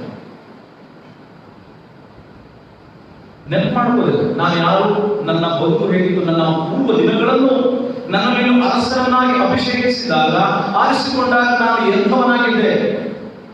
ನಿಜವಾಗಿ ಅರಸನಾದ ಹಿಜ್ಕೀಯ ಬಹಳ ನೀತಿವಂತ, ಬಹಳ ಯಥಾರ್ಥವಂತ ಅವನು. ಯಾಕಂದ್ರೆ ಆಲಯದ ಅನೇಕ ಸಂಗತಿಗಳನ್ನು ಅವನು ಕ್ರಮಪಡಿಸ್ತಾನೆ. ವಿಗ್ರಹ ಆರಾಧನೆ ಇತ್ತು, ಹಲವು ರೀತಿಯಾದಂತಹ ಮಾಟ ಮಂತ್ರಗಳಿತ್ತು, ವಿಚಾರ ಕೃತ್ಯಗಳಿತ್ತು, ಹಲವು ರೀತಿಯಾದಂತಹ ಕೆಟ್ಟತನವು, ಭ್ರಷ್ಟತನವು ಆಲಯದಲ್ಲಿ, ಊರಿನಲ್ಲಿ, ಪ್ರಪಂಚದಲ್ಲಿ, ಅವನ ಸುತ್ತಮುತ್ತಲಿನ ಪ್ರದೇಶದಲ್ಲಿ ಇದ್ದುದನ್ನು ಅವನೆಲ್ಲವನ್ನು ಧ್ವಂಸ ಮಾಡ್ತಾನೆ. ತಂದೆಯಾದ ಯೆಹೋವನ ಚಿತ್ತದಂತೆ ಅವನು ನಡಕೊಳ್ತಾನೆ. ಅದರಂತೆ ಎಲ್ಲವನ್ನೂ ಕ್ರಮಪಡಿಸ್ತಾನೆ, ವ್ಯವಸ್ಥೆ ಮಾಡ್ತಾನೆ. ಹಾಗಾಗಿ ಬಹಳ ಪ್ರೀತಿ ಪಾತ್ರನಾಗಿ ದೇವರಿಗೆ ಅರಸನಾದ ಹಿಜ್ಕೀಯ ಇಲ್ಲ. ಅದಕ್ಕಾಗಿ ಅವನು ಮರಣಕರವಾದ ರೋಗದಲ್ಲಿದ್ದಾಗ ಅವನು ಹೇಳ್ತಾನೆ, ಪ್ರಾರ್ಥನೆ ಮಾಡಿ, ಸ್ವಾಮಿ, ನನ್ನ ಯಥಾರ್ಥತೆ, ನನ್ನ ನಂಬಿಗಸ್ತಿಕೆ, ನನ್ನ ಒಳ್ಳೆಯತನವನ್ನು ಸ್ವಲ್ಪ ನೆನಪು ಮಾಡಿಕೊಳ್ಳುವುದಾಗಿ ಬಹಳವಾಗಿ ಅಳುತ್ತಾ ಅವರು ಪ್ರಾರ್ಥನೆ ಮಾಡ್ತಾರೆ. ಅಂತಹ ಜೀವಿತ, ಅಂತಹ ಪ್ರಾರ್ಥನೆ, ಅಂತಹ ಸಂಭಾಷಣೆ ಮಾಡುವಂತಹ ಪ್ರಾರ್ಥನೆ, ಬೇಡಿಕೆ, ವಿಜ್ಞಾಪನೆ, ಭಿನ್ನಗಳು ನಮ್ಮ ನಾಯಕರಿಗೆ ಹೋಗ್ತೇವೆ. ಆಮೇಲೆ ಹೇಳ್ತಾನೆ ದೇವರು ಪ್ರವಾದಿಯಾದಂತಹ ಯೆಶಾಯನಿಗೆ ಹೇಳ್ತಾನೆ, ಅವನು ಈ ವಿಷಯವನ್ನು ಮುಟ್ಟಿಸಿ ಪ್ರವಾದಿ ಅಲ್ಲಿಂದ ಹೊರಟು ಹೋಗ್ತಾ ಇರುವಾಗ ಎಲ್ಲಿಗೆ ಹೋಗ್ತಾನೆ ಗೊತ್ತಾ? ಯೆಶಾಯನು ಅರಮನೆಯ ಮಧ್ಯ ಪ್ರಾಕಾರವನ್ನು ದಾಟುವುದಕ್ಕೆ ಮೊದಲು ಎಷ್ಟು ಅಂತರ, ಸಮಯದ ಅಂತರ. ಹಿಜ್ಕೀಯನು ಮರಣದ ಹಾಸಿಗೆಯಲ್ಲಿ ಇರುವಂತಹ ಸ್ಥಳದಿಂದ ಅರಮನೆಯ ಮಧ್ಯ ಪ್ರಾಕಾರ ಒಂದು ಅರ್ಧ ಗಂಟೆ, 1 ಗಂಟೆ ನೆಟ್ಕೊಳ್ಳಿ, ಪರವಾಗಿಲ್ಲ, 2 ಗಂಟೆ ನೆಟ್ಕೊಳ್ಳೋಣ ಆಯ್ತಾ. ಅವನು ಹೇಳಿ ಒಂದು 2 ಗಂಟೆ ನಂತರ, 1 ಗಂಟೆ ನಂತರ ಹೇಳಿದ ನಂತರ ಅವನು ಹೋಗ್ಬೇಕಾದ್ರೆ ಅದು ಕೂಡಲೇ ಅಂತಾನೆ ಬಾಯಿಸೋಣ. ಅವನು ಹೇಳಿ ಏನು ಹಿಂದಿರುಗಿ ಹೋಗ್ತಾ ಇದ್ದಾನೆ, ಮಧ್ಯ ಪ್ರಾಕಾರ, ಅರಮನೆ ಮಧ್ಯ ಪ್ರಾಕಾರದಲ್ಲಿದ್ದಾನೆ. ಯೆಹೋವನು ಅವನಿಗೆ ದರ್ಶನವನ್ನು ನೀಡಿ ಹೇಳ್ತಾನೆ 5ನೇ ವಚನದಲ್ಲಿ, ನೀನು ಹಿಂದಿರುಗಿ ಹೋಗಿ ನನ್ನ ಪ್ರಜೆಗಳ ಪ್ರಭುವಾಗಿರುವ ಹಿಜ್ಕೀಯನಿಗೆ ಹೇಳು, ಏನಂತೆ, ನಾನು ನಿನ್ನ ಪ್ರಾರ್ಥನೆಯನ್ನು ದೇವರು ಹೇಳ್ತಾರೆ, ಉತ್ತರಿಸ್ತಾ ಇದ್ದಾನೆ. ಪ್ರವಾದಿಯಾದ ಯೆಶಾಯನಿಗೆ ಉತ್ತರಿಸ್ತಾ ಇದ್ದಾನೆ, ನಾನು ನನ್ನ ಪ್ರಜೆಗಳ ಅರಸನಾದಂತ ಹಿಜ್ಕೀಯನಿಗೆ ನೀನು ಹೇಳು, ನಿನ್ನ ಪ್ರಾರ್ಥನೆಯನ್ನು ಕೇಳಿದ್ದೇನೆ ಅಂತ ಹೇಳು. ಆಮೇಲೆ ಹೇಳ್ತಾನೆ, ನಿನ್ನ ಕಣ್ಣೀರನ್ನು ನೋಡಿದ್ದೇನೆ, ನೀನು ಗುಣ ಹೊಂದಿ ನಾಡು ನನ್ನ ಆಲಯಕ್ಕೆ ಬರುವಿ, ಇದಲ್ಲದೆ ನನ್ನ ಆಯುಷ್ಯಕ್ಕೆ 15 ವರ್ಷಗಳನ್ನು ಕೊಡಿಸಿ. ಎಂತಹ ಆಶೀರ್ವಾದವೇ, ಎಂತಹ ಭಾಗ್ಯಕರವಾದಂತಹ ಸಂಗತಿ. ಅರಸನಾದಂತ ಹಿಜ್ಕೀಯನು ಬಯಸಿದಂತ ರೀತಿಯಲ್ಲಿ, ಆತನು ಊಹಿಸಲಾಗದಂತಹ ರೀತಿಯಲ್ಲಿ, ಕಲ್ಪನೆ ಮಾಡುವುದಕ್ಕೂ ಆಗದಂತಹ ಪರಿಸ್ಥಿತಿಯಲ್ಲಿ ಅವನು ಇರುವಂತಹ ವೇಳೆ ಪ್ರವಾದಿಯಾದಂತಹ ಯೆಶಾಯನಿಗೆ ಬಂದಂತಹ ಮಾತು, ದೊರೆತಂತಹ ಆಜ್ಞೆ, ಆದೇಶ ಏನಂದ್ರೆ, ನೀನು ನನ್ನ ಪ್ರಜೆಗಳ ಪ್ರಭುವಾಗಿರುವಂತಹ ಹಿಜ್ಕೀಯನಿಗೆ ಹೇಳು, ನಿನ್ನ ಪ್ರಾರ್ಥನೆ ನಾನು ಕೇಳಿದ್ದೇನೆ, ನಿನ್ನ ಕಣ್ಣೀರನ್ನು ನಾನು ನೋಡಿದ್ದೇನೆ, ನೀನು ಗುಣ ಹೊಂದಿ ನಾಡುವುದು ನನ್ನ ಆಲಯಕ್ಕೆ ಬರಬೇಕು, ನಿನ್ನ ಆಯುಷ್ಯಕ್ಕೆ 15 ವರ್ಷಗಳನ್ನು ಕೊಡಿಸ್ತೇನೆ. ಎಂತಹ ಆಶೀರ್ವಾದ ಅಂದರೆ, ನಮಗೂ ನಮ್ಮ ಪ್ರಾರ್ಥನೆಗೂ ಇಂತಹ ರೀತಿಯಲ್ಲಿ ಉತ್ತರ ಕೊಡುವಂತಹ, ಕೊಡಬಯಸುವಂತಹ ವಿಶ್ವಾಸಿಗಳು, ನಂಬಿಗಸ್ತ ಪ್ರಜೆಗಳು, ನಂಬಿಗಸ್ತ ಮಕ್ಕಳು ನಾನು ನೀವಾಗಿರಬೇಕು. ನಮ್ಮ ಪ್ರಾರ್ಥನೆ ಕೇಳಿದ ಕೂಡಲೇ ಉತ್ತರ ಕೊಡುವಂತಹ ರೀತಿಯಲ್ಲಿ ನನ್ನೆಲ್ಲ ಬದುಕಿರಬೇಕು. ಅದು ಯಾವಾಗಂದ್ರೆ ಅರಸನಾದಂತ ಹಿಜ್ಕೀಯನು ಹೇಳುವಂತಹ ಮಾತಿನ ಮೇಲೆ ನಾವು ಇರಬೇಕು. ನಾವು ದೇವರಿಗೆ ನಂಬಿಗಸ್ತರಾಗಿರಬೇಕು, ಯಥಾರ್ಥ ಚಿತ್ರದಿಂದ ನಡೆದುಕೊಂಡವರಾಗಿರಬೇಕು. ನಾವು ದೇವರ ದೃಷ್ಟಿಯಲ್ಲಿ ಒಳ್ಳೆಯವರಾಗಿ ದೇವರ ಚಿತ್ರದ ಪ್ರಕಾರ ವಿಧೇಯತೆಯಿಂದ ಬದುಕುವಾಗ ನಾವು ಕೇಳಿದ ಕೂಡಲೇ ದೇವರು ನಮಗೆ ಉತ್ತರ ದಯಪಾಲಿಸ್ತಾನೆ. ನಮ್ಮ ಕಣ್ಣೀರನ್ನು ನೋಡುತ್ತಲೇ ಅವನು ನಮ್ಮ ಪರವಾಗಿ ಆತನು ಸಹಾಯ ಬರುತ್ತಾನೆ. ನಮ್ಮ ಇಕ್ಕಟ್ಟಿನ ಸಂದರ್ಭದಲ್ಲಿ, ವೇದನೆಗಳ ಸಂದರ್ಭದಲ್ಲಿ, ಜಿಗುಪ್ಸೆಯ ಸಂದರ್ಭದಲ್ಲಿ, ಏಕಾಂಗಿತನದಲ್ಲಿ, ನಾವು ರೋಗ ರುಜಿನಗಳಲ್ಲಿ ಕಷ್ಟದಲ್ಲಿ ಬಿದ್ದಿರುವಾಗ ದೇವರೇ ಸ್ವತಃ ಪ್ರವಾದಿಯನ್ನು ಕಳುಹಿಸಿದ ಮೇರೆಗೆ ದೂತಗಳ ಮೂಲಕವಾಗಿ ನಮಗೆ ಸಹಾಯವನ್ನು ಒದಗಿಸಿಕೊಡುವಾಗನಾಗಿದ್ದಾನೆ. ನಾವು ನಂಬಿಕಸ್ಥರಾಗಿ, ಯಥಾರ್ಥವುಳ್ಳವರಾಗಿ, ದೇವರಿಗೆ ವಿಧೇಯತೆಯಿಂದ ಒಳ್ಳೆಯವರಾಗಿ ಆತನ ಚಿತ್ತಕ್ಕೆ ನಡೆದುಕೊಂಡರೆ ಮಾತ್ರ ಕೂಡಲೇ ನಮಗೆ ದೇವರು ಉತ್ತರಿಸ್ತಾನೆ. ಕೆಲವೊಮ್ಮೆ ನಮ್ಮ ಉತ್ತರಗಳಿಗೆ ತಡವಾಗಿ, ನಮ್ಮ ಪ್ರಶ್ನೆಗಳಿಗೆ, ನಮ್ಮ ಪ್ರಾರ್ಥನೆಗಳಿಗೆ ಉತ್ತರವು ತಡವಾಗಿ ಬರುತ್ತದೆ. ಆದರೆ ಹೆದರುವಂತ ಅವಶ್ಯಕತೆ ಇಲ್ಲ. ದೇವರು ನಮ್ಮ ಪರ ಇಲ್ಲ, ದೇವರು ನಮಗೆ ಉತ್ತರಿಸ್ತಿಲ್ಲ ಎನ್ನುವಂತ ಭಾವನೆ ಬೇಡ. ಆದರೆ ನಾವು ಬಯಸುವುದಕ್ಕಿಂತಲೂ, ನಾವು ನೆನೆಸುವುದಕ್ಕಿಂತಲೂ, ನಾವು ಊಹಿಸುವುದಕ್ಕಿಂತಲೂ ಹೆಚ್ಚಾದ ಆಶೀರ್ವಾದವನ್ನು ಕೊಡುವುದಕ್ಕೆ ಆತನು ಶಕ್ತನಾಗಿದ್ದಾನೆ. ಲೂಕನ ಸುವಾರ್ತೆ 18ನೇ ಅಧ್ಯಾಯ 7ನೇ ವಚನ. ಲೂಕನ ಸುವಾರ್ತೆ 18ನೇ ಅಧ್ಯಾಯ 7ನೇ ವಚನವನ್ನು ಗಮನಿಸಿ. ದೇವರಾಗಿಕೊಂಡವರು ಆತನಿಗೆ ಹಗಲು ರಾತ್ರಿ ಮೊರೆಯಿಡುವಲ್ಲಿ ಆತನು ಅವರ ವಿಷಯದಲ್ಲಿ ತಡೆ ಮಾಡಿದರು, ಅವರ ನ್ಯಾಯವನ್ನು ತೀರಿಸದೇ ಇರುವನೇ. ದೇವರಾಗಿಕೊಂಡವರು ಹಗಲು ರಾತ್ರಿ ದೇವರಿಗೆ ಮೊರೆಯಿಡುವಾಗ, ಪ್ರಾರ್ಥಿಸುವಾಗ ತಡ ಮಾಡಿದರು, ದೇವರು ನಮಗೆ ಪ್ರಾರ್ಥನೆಗೆ ಉತ್ತರ ಕೊಡದೆ ಇರುವುದಿಲ್ಲ. ಹಾಗಾಗಿ ತಡ ಇರುವಂಥದ್ದು ದೇವರಿಂದಲೇ ಆಗುವುದಾದರೆ ಅದು ಒಳ್ಳೆಯದು, ತಡ ನಮ್ಮಿಂದ ಆದರೆ ಅದು ಒಳ್ಳೆಯದು. ನಾವು ಮಾಡಬೇಕಾದಂತಹ ಕಾರ್ಯವನ್ನು ಕೂಡಲೇ ಮಾಡಬೇಕು. ನಾವು ಮಾಡುವಂತಹ ಪ್ರಾರ್ಥನೆ ಯಥಾರ್ಥವಾಗಿ ಇರಬೇಕು. ನಾವು ಯಥಾರ್ಥವಾಗಿ ದೇವರಿಗೆ ಮೊರೆಯಿಡುವುದಾದರೆ ದೇವರು ನಮಗೆ ಏನಂತ ಹೇಳಿದ ವಾಕ್ಯ, ನಾವು ಯಥಾರ್ಥವಾಗಿ ದೇವರಿಗೆ ಮೊರೆಯಿಡುವುದಾದರೆ ದೇವರು ನಮಗೆ ಹತ್ತಿರವಾಗಿಯೇ ಇದ್ದಾರೆ. ಹಾಗಾಗಿ ನಮ್ಮ ಪ್ರಾರ್ಥನೆ ಯಥಾರ್ಥತೆಯಿಂದ ಇದ್ದರೆ ನಮ್ಮ ಬದುಕು ಒಳ್ಳೆಯತನದಿಂದ ಇದ್ದರೆ, ದೇವರ ಚಿತ್ತಕ್ಕೆ, ದೇವರ ಆಜ್ಞೆಗಳಿಗೆ ವಿಧೇಯತೆಯಿಂದ ನಾವು ಬದುಕುವಾಗ ನಮ್ಮ ಪ್ರಾರ್ಥನೆಗಳಿಗೆ ಕೂಡಲೇ ಉತ್ತರಿಸ್ತಾನೆ. ಒಮ್ಮೊಮ್ಮೆ ನಮ್ಮ ಪ್ರಾರ್ಥನೆಗಳಿಗೆ ತಡವಾಗಿ ಬಂದರೂ ನಾವು ಬಯಸುವುದಕ್ಕಿಂತ ಊಹಿಸುವುದಕ್ಕಿಂತ ಹೆಚ್ಚಾದಂತಹ ಉತ್ತರವನ್ನು ನಮಗೆ ಆಶೀರ್ವಾದದ ಪೂರ್ವವಾಗಿ ನಮಗೆ ನೀಡುವುದಾಗಿದ್ದಾನೆ. ಕೀರ್ತನೆಯ ಸಂಗ್ರಹ 118, ಕೀರ್ತನೆಯ ಸಂಗ್ರಹ 118 8 ಮತ್ತು 9ನೇ ವಚನ. ಕೀರ್ತನೆಯ ಸಂಗ್ರಹ 118 1 ನಿಮಿಷ 118 8 ಮತ್ತು 9. ಮನುಷ್ಯರಲ್ಲಿ ಭರವಸವಿಡುವುದಕ್ಕಿಂತ ಯೆಹೋವನನ್ನು ಆಶ್ರಯಿಸುವುದು ಒಳ್ಳೆಯದು. ಪ್ರಭುಗಳಲ್ಲಿ ಭರವಸವಿಡುವುದಕ್ಕಿಂತ ಯೆಹೋವನನ್ನು ಆಶ್ರಯಿಸುವುದು ಒಳ್ಳೆಯದು. ಇಲ್ಲಿ ವಾಕ್ಯಭಾಗ ಹೇಳುತ್ತದೆ, ನಮ್ಮ ಕಷ್ಟ, ನಷ್ಟ, ನೋವು, ಹಿಂಸೆ, ಸಂಕಟ, ಯಾತನೆ, ರೋಗ, ರುಜಿನ, ಕಾಯಿಲೆ, ಬಾಧೆ ಎಲ್ಲ ಸಂದರ್ಭಗಳ ಸಮಯದಲ್ಲಿ ನಾವು ಯಾರಲ್ಲಿ ಭರವಸೆ ಪಡಬೇಕು ಎಂಬುದಾಗಿ. ಅರಸನಾದಂತ ಹಿಜ್ಕೀಯ ವೈದ್ಯರ ಬಳಿ ಹೋಗಲಿಲ್ಲ, ವೈದ್ಯರು ಕರೆಸಿಕೊಳ್ಳಲಿಲ್ಲ, ಪ್ರವಾದಿ ಬಳಿಯಲ್ಲೂ ಸಹ ತನ್ನ ಕಷ್ಟವನ್ನು ಹೇಳಿಕೊಳ್ಳಲಿಲ್ಲ. ಪ್ರವಾದಿಗೆ ನೀನು ಪ್ರಾರ್ಥಿಸಿ ನನಗೆ ಗುಣಪಡಿಸು, ದೇವರ ಅದ್ಭುತ ನನಗೆ ಆಗಲಿ ಎಂಬುದಾಗಿ ಹೇಳಿಲ್ಲ. ಅವನು ಏನ್ ಹೇಳ್ತಾನೆ, ಅದು ಮಾಡಿದ ಕಾರ್ಯ ಏನಂದ್ರೆ, ಮನುಷ್ಯರಲ್ಲಿ ಭರವಸೆ ಬಿಡುವುದಕ್ಕಿಂತ ಯೆಹೋವನನ್ನು ಆಶ್ರಯಿಸುವುದು ಒಳ್ಳೆಯದೆಂಬುದಾಗಿ ಅವನಿಗೆ ಗೊತ್ತಿತ್ತು. ಪ್ರಭುಗಳಲ್ಲಿ ಭರವಸೆ ಬಿಡುವುದಕ್ಕಿಂತ ಯೆಹೋವನನ್ನು ಆಶ್ರಯಿಸುವುದು ಒಳ್ಳೆಯದೆಂಬುದಾಗಿ ಅವನಿಗೆ ಗೊತ್ತಿದ್ದರಿಂದ ಅವನ ಪ್ರಾರ್ಥನೆ ಕೂಡಲೇ ದೇವರಿಗೆ ನೇರವಾಗಿ ಸಂಪರ್ಕವನ್ನು ಇಟ್ಟುಕೊಂಡವನಾಗಿ ಪ್ರಾರ್ಥಿಸ್ತಾನೆ. ಆ ಪ್ರಾರ್ಥನೆಗೆ ಕೆಲವೇ ಗಂಟೆಗಳಲ್ಲಿ, ನಿಮಿಷಗಳಲ್ಲಿ, ಸಮಯದಲ್ಲಿ ಉತ್ತರವನ್ನು ಸಹ ಪಡೆಯುವನಾಗಿದ್ದಾನೆ. ಅವನಿಗೆ ವೈದ್ಯಕೀಯ ಚಿಕಿತ್ಸೆ ಸಿಕ್ಕಿದ್ದೆ ಆಮೇಲೆ. ಮೊದಲು ದೇವರ ಮಾತು, ದೇವರ ಆದೇಶ, ದೇವರ ಆಜ್ಞೆ, ತದನಂತರದಲ್ಲಿ ಅವನಿಗೆ ಸಿಕ್ಕಿದೆ ಅಂದ್ರೆ ವೈದ್ಯಕೀಯ ಚಿಕಿತ್ಸೆ. ಅರಸುಗಳ 2ನೇ ಗ್ರಂಥ 20ನೇ ಅಧ್ಯಾಯ 7ನೇ ವಚನ. ಅರಸುಗಳ 2ನೇ ಗ್ರಂಥ 20:7. ಒಂದು ಅರ್ಜುನದ ಹಣ್ಣಿನ ಉಂಡೆಯನ್ನು ತರಿಸಿ ಅದನ್ನು ಕುರುವಿನ ಮೇಲೆ ಇಡಿಸಿದಾಗ ಹಿಜ್ಕೀಯನು ಗುಣ ಹೊಂದಿದನು. ಗುಣ ಹೊಂದುವುದಕ್ಕೆ ಕಾರ್ಯ ಮಾಡಿದ್ದು ದೇವರಿಗೆ ಮೊದಲು ಪ್ರಾರ್ಥಿಸಿದ ನಂತರ. ಮೊದಲು ವೈದ್ಯನಾಗಲಿ ಯೆಶಾಯನಾಗಲಿ ಗುಣಪಡಿಸುವಿಕೆಯ ಚಿಕಿತ್ಸೆಯನ್ನು ಔಷಧ ಮಂತ್ರವನ್ನು ನೀಡಲಿಲ್ಲ. ಮೊದಲು ಮಾಡಿದ್ದೇನೆಂದ್ರೆ ಅವನು ಪ್ರಾರ್ಥನೆ. ಮೊದಲು ಮಾಡಿದ್ದು ದೇವರಿಗೆ ವಿಜ್ಞಾಪನೆ, ಮೊದಲು ಮಾಡಿದ್ದು ದೇವರಲ್ಲಿ ಬೇಡಿಕೊಳ್ಳಲು, ಅಳ್ತಾನೆ, ಕಣ್ಣೀರಿಟ್ಟು ಪ್ರಾರ್ಥಿಸ್ತಾನೆ. ಕಣ್ಣೀರಿಟ್ಟು ತನ್ನ ಮನೋವ್ಯಥೆಯನ್ನು, ಮನಸ್ಸಿನ ಅಂತರಾಳದ ನೋವನ್ನು ವ್ಯಕ್ತಪಡಿಸಿದಂತ ಸಂದರ್ಭದಲ್ಲಿ ದೇವರ ಉತ್ತರ ಮೊದಲು ಬಂತು. ಆಮೇಲೆ ವೈದ್ಯಕೀಯ ಚಿಕಿತ್ಸೆ ಮೂಲಕ ಔಷಧ ಮುಖಾಂತರವಾಗಿ ಅವನು ಬಿಡುವಾಗಲಿದೆ. ಇನ್ನೊಬ್ಬ ಅರಸನ ವಿಷಯದಲ್ಲಿ ನಾವು ನೋಡುವ ಅವನು ಏನ್ ಮಾಡ್ತಾನೆ ಎಂಬುದಾಗಿ.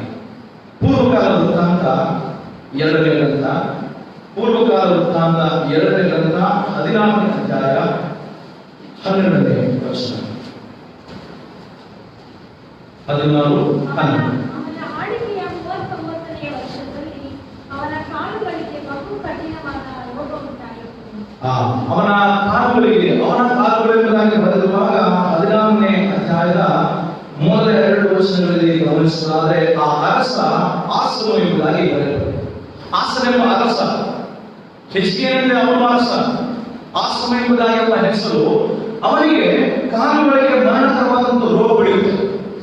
ಅವನ ಕಾಲುಗಳಿಗೆ ಮರಣಕರವಾದಂಥ ರೋಗ ಬೆಳೆಯುತ್ತೆ. ಯಾವಾಗ ಅವನ ಆಳ್ವಿಕೆಯ 39ನೇ ವರ್ಷದಲ್ಲಿ ಬಹು ಕಠಿಣವಾದಂತಹ ರೋಗ ಅವನಿಗೆ ಉಂಟಾಗ್ತದೆ.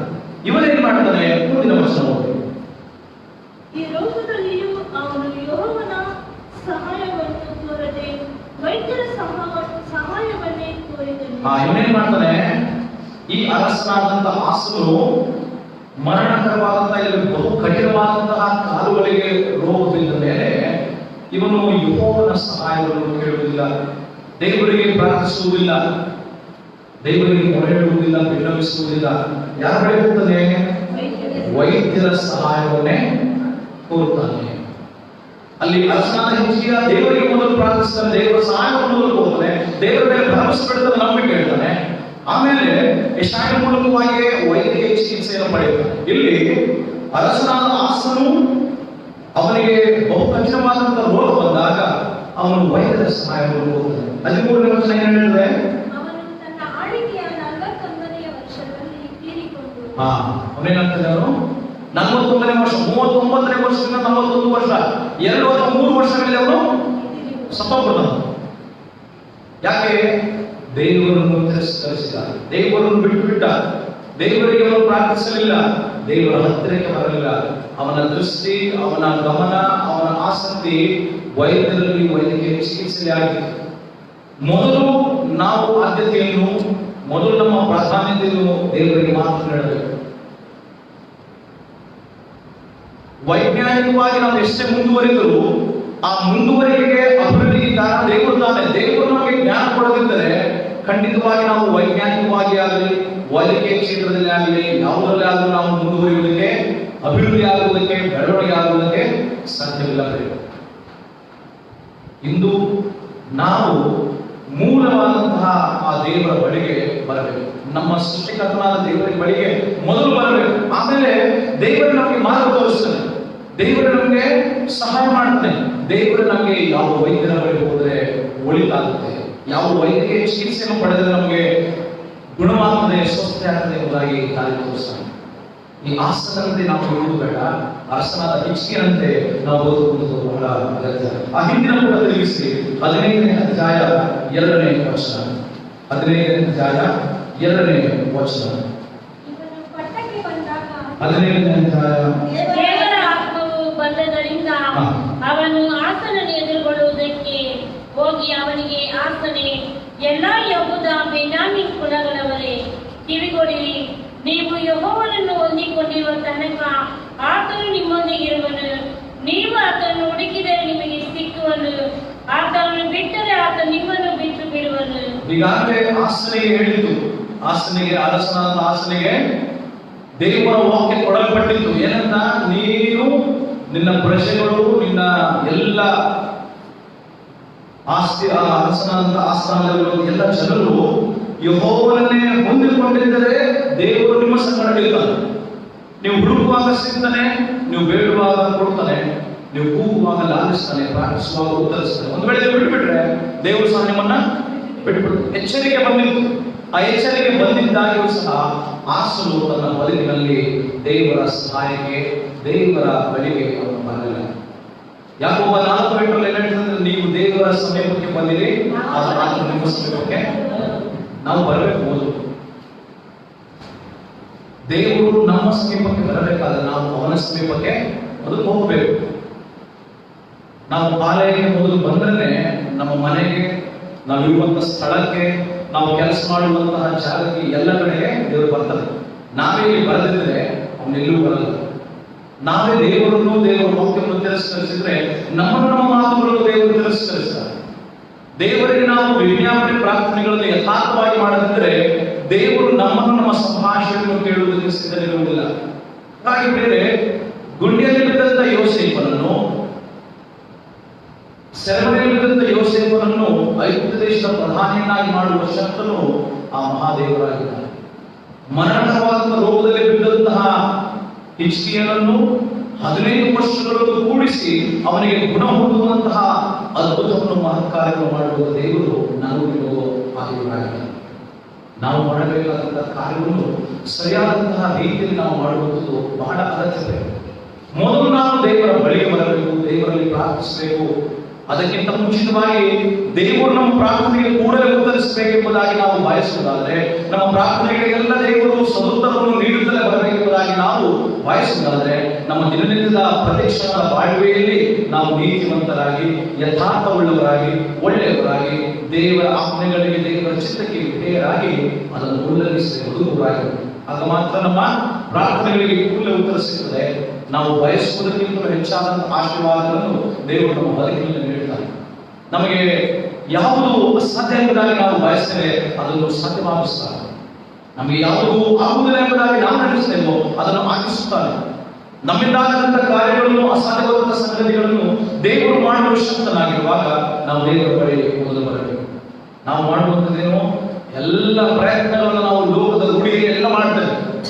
ಯಾವ ಆಸ್ಪತ್ರೆಗೆ ಹೋಗ್ಬೇಕು, ಯಾವ್ಯಾವ ಜನರ ಹತ್ರ ಹೋಗ್ಬೇಕು, ಯಾರಾದ್ರೂ ಸಾಲ ಕೇಳಬೇಕು, ಯಾರಾದ್ರೂ ಲೋಕ ತಗೋಬೇಕು, ಎಲ್ಲ ತಗೊಂಡು ಕಡೆಯಲ್ಲಿ ಎಲ್ಲರೂ ಕೈಬಿಟ್ಟು, ವೈದ್ಯರು ಕೈಬಿಟ್ಟ ಮೇಲೆ ಆಗ ಇಲ್ಲಿ ಬಂದು ಸಾಷ್ಟಾಂಗ ನಮಸ್ಕಾರ ಮಾಡೋದು, ಮೊಣಕಾಲ ಹಾಕೋದು, ಇಲ್ಲ ಹಲವು ರೀತಿಯಾದ ಪ್ರಯತ್ನಗಳು, ಪ್ರಯಾಸಗಳನ್ನು ಮಾಡಿದ ಮೇಲೆ ಟ್ರೈನ್ ಹೋದರೆ ಟಿಕೆಟ್ ತಗೊಂಡು. ಹಾಗೆ ದಿನನಿತ್ಯದ ಬಾಳ್ವೆಯಲ್ಲಿ ನಮ್ಮ ಬದುಕಿನ ಪ್ರತಿ ಕ್ಷಣದಲ್ಲಿ ದೇವರನ್ನು ನೆನೆಯಬೇಕು, ದೇವರನ್ನು ಸ್ಮರಿಸಬೇಕು, ವಾಕ್ಯದ ಧ್ಯಾನದಲ್ಲಿರಬೇಕು. ಮೊಣಕಾಲುಗಳಿರುವುದಾಗಿ ನಾವು ಪ್ರಾರ್ಥಿಸುತ್ತಾ ಯಥಾರ್ಥವಾಗಿ ದೇವರ ಚಿತ್ತಕ್ಕೆ ವಿಧೇಯರಾಗಿ ಇರಬೇಕು. ದೇವರೊಂದಿಗೆ ನಮ್ಮ ಒಡನಾಟ ಯಾವಾಗಲೂ ಬಾಂಧವ್ಯ ಆಗಿರಬೇಕು. ವೈಫೈ ಇದ್ದಂಗೆ ಇರಬೇಕು. ನಾವು ಯಾವಾಗ ವೈಫೈ ಏನಾಗ್ತದೆ, ಸ್ವಲ್ಪ ಕೆಲವು ಡಿಸ್ಟೆನ್ಸ್ ಅದು ದೂರ ಹೋದ ತಕ್ಷಣ ವೈಫೈ ಏನಾಗ್ತದೆ, ಡಿಸ್ಕನೆಕ್ಟ್ ಆಗ್ತದೆ, ಕನೆಕ್ಟ್ ಆಗಿರುವುದಿಲ್ಲ. ಹಾಗೆ ನನ್ನ ಮತ್ತು ನಮ್ಮೆಲ್ಲರ ಬಾಂಧವ್ಯ, ಸಂಬಂಧ, ಸಹಸಂಬಂಧ, ಅನ್ಯೋನ್ಯತೆ ದೇವರೊಂದಿಗೆ ಪ್ರಾರ್ಥನೆಗಳ ಮೂಲಕ, ವಾಕ್ಯದ ಧ್ಯಾನದ ಮೂಲಕ, ಉಪವಾಸದ ಮೂಲಕವಾಗಿ ನಾವೇನ್ ಮಾಡಬೇಕು, ದೇವರೊಂದಿಗೆ ನಿಕಟವಾದಂತಹ, ಭದ್ರವಾದಂತಹ, ಆಳವಾದಂತಹ ಸಂಬಂಧ ದೇವರೊಂದಿಗೆ ಇಟ್ಕೊಳ್ಬೇಕು.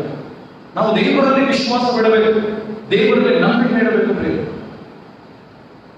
ದೇವರ ಮೇಲೆ ನಂಬಿಕೆ ಇಡದಿದ್ದರೆ, ವಿಶ್ವಾಸ ಬಿಡದಿದ್ದರೆ ನಮಗೆ ಪ್ರಯೋಜನ ಆಗುವುದಿಲ್ಲ, ನಮಗೆ ಗುಣವಾಗುವುದಿಲ್ಲ, ನಮಗೆ ಸ್ವಸ್ಥತೆ ಆಗುವುದಿಲ್ಲ, ನಮ್ಮ ಕಾರ್ಯಗಳು ಫಲ ಹೊಂದುವುದಿಲ್ಲ, ನಮ್ಮ ಕಾರ್ಯಗಳು ಸಫಲತೆಯನ್ನು ಕಾಣುವುದಿಲ್ಲ. ನಮ್ಮ ಬದುಕಿನಲ್ಲಿ ನಾವು ಯಾವುದೇ ರೀತಿಯಾದಂತಹ ಸಾಧನೆಗಳನ್ನು, ಯಶಸ್ಸುಗಳನ್ನು ನಾವು ಪಡೆಯುವುದಕ್ಕೆ ಸಾಧ್ಯವಿಲ್ಲ. ಅಸಾಧ್ಯವಾದಂತವುಗಳನ್ನು ಸಾಧ್ಯವಾಗಿಸುವುದು ದೇವರು. ನಮ್ಮ ದೇವರು ಆರ್ಡಿನರಿ ಆಗಿರುವಂತಹ ಸಂಗತಿಗಳನ್ನು ಎಕ್ಸ್ಟ್ರಾರ್ಡಿನರಿ ಆಗಿ ಮಾಡ್ತಾರೆ. ನ್ಯಾಚುರಲ್ ಆಗಿರುವಂತದನ್ನು ಸೂಪರ್ ನ್ಯಾಚುರಲ್ ಆಗಿ ಮಾಡುವಂತ ದೇವರಾಗಿದ್ದಾರೆ. ನಾವು ದೇವರ ಮೇಲೆ ಮಾತ್ರ ವಿಶ್ವಾಸ, ನಂಬಿಕೆಯನ್ನು, ಭರವಸೆಯನ್ನು ಇಡಬೇಕು. ದೇವರ ಮಾರ್ಗದಲ್ಲಿ ನಮ್ಮ ಬದುಕನ್ನು ಸಾಗಿಸಬೇಕು. ಅರಸನಾದಂತ ಹಿಜ್ಕೀಯನಂತೆ ಆತನು ಮಾಡಿದಂತ ಪ್ರಾರ್ಥನೆಗೆ ಕೂಡಲೇ ಉತ್ತರ ಸಿಗುವ ಹಾಗೆ ನನ್ನ ನಿಮ್ಮೆಲ್ಲರ ಪ್ರಾರ್ಥನಾ ಜೀವಿತ ಅಷ್ಟರ ಮಟ್ಟಿಗೆ ಬಲ ಹೊಂದಿರಬೇಕು ಮತ್ತು ಶಕ್ತಿಶಾಲಿಯಾಗಿರಬೇಕು. ಆ ನಿಟ್ಟಿನಲ್ಲಿ ನಮ್ಮನ್ನು ದೇವರು ಮುನ್ನಡೆಸ್ತಾನೆ. ನಾವು ದೇವರ ಮಾರ್ಗದಲ್ಲಿ ಮುನ್ನಡೆಯುವುದಕ್ಕೆ ಸದಾ ಸಿದ್ಧರಾಗಿರಬೇಕು. ಇಲ್ಲದಿದ್ದಲ್ಲಿ ಆಸನಂತೆ ನಮಗೂ ಸಂಭವಿಸುತ್ತದೆ.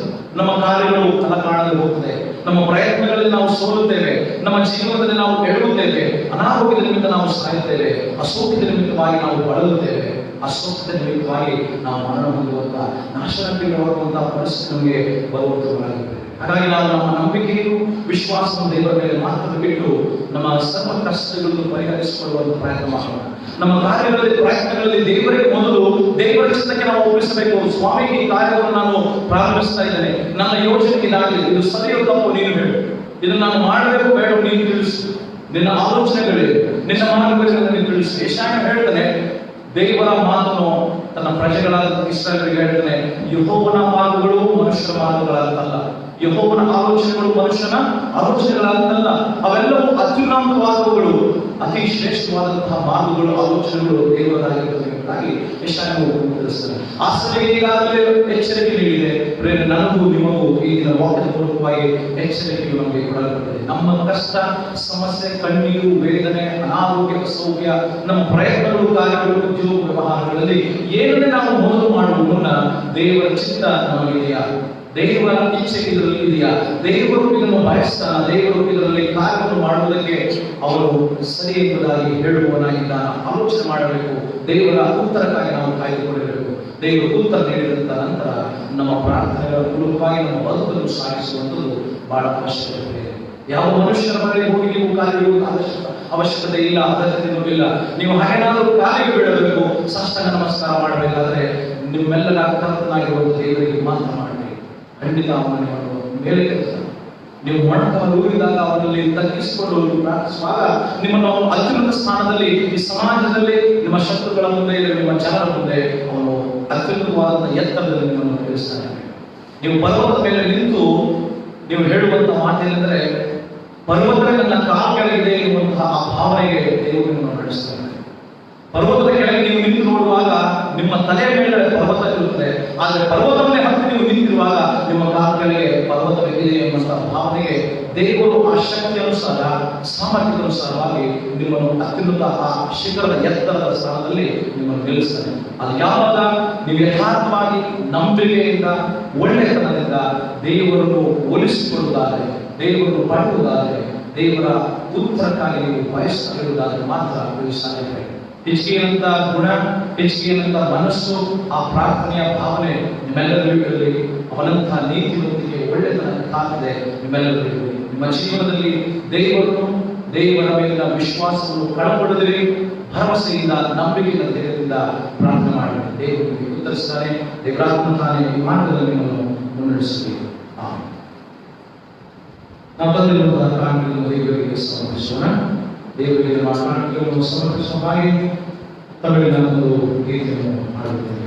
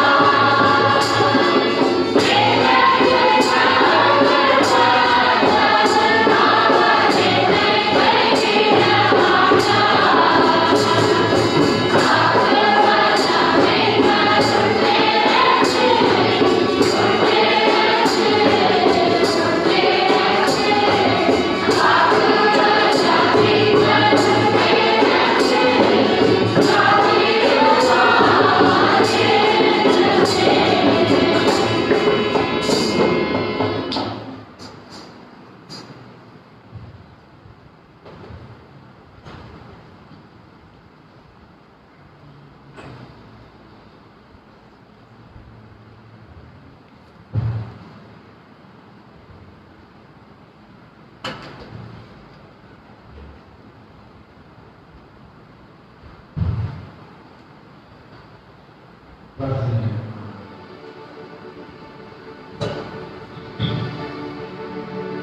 ವೈದ್ಯರಲ್ಲಿ ಘನವೈದ್ಯರು ಉದ್ಧಾರನಾಗಿರುವ ದೇವರಿಗೆ ನಾಮಕ್ಕೆ ಸ್ತೋತ್ರವನ್ನು ಸಲ್ಲಿಸುತ್ತೇವೆ. ಈ ಸಮಯದಲ್ಲಿ ನಾವು ಬರೆಯಲ್ಲಿ ಬರಲಿಲ್ಲ.